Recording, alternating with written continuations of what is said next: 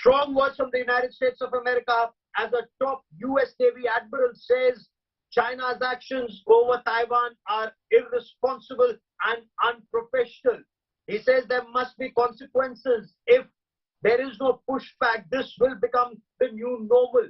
And China has fired a number of missiles. According to Japan, at least 4 missiles were fired over Taiwan. Some missiles fell in Japan's exclusive economic zone.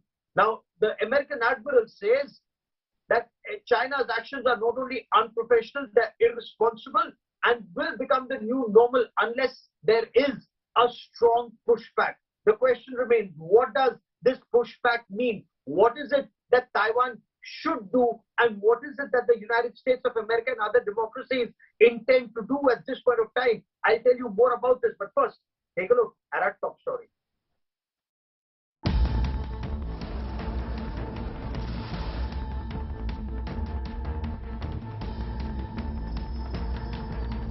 China has been escalating temperatures over Taiwan for 2 weeks now, firing missiles across the defiant island, splashing into the sea not far from Taiwan, and imposing a simulated naval blockade in waters around it. But after days of aggressive military muscle flexing, including the use of live weapons dangerously close to Taiwan, a top US military commander has made the strongest comment yet on the situation. Vice Admiral Carl Thomas, commander of the US 7th Fleet, headquartered in Japan, has described China's belligerence as the gorilla in the room that must be contested. His words come just days after a US congressional delegation arrived in Taiwan in the wake of the high-profile visit by US Speaker Nancy Pelosi earlier this month. Twin visits that have kept Chinese heat high over Taiwan. Admiral Thomas has said, if we just allow that to happen and we don't contest that, that'll be the next norm.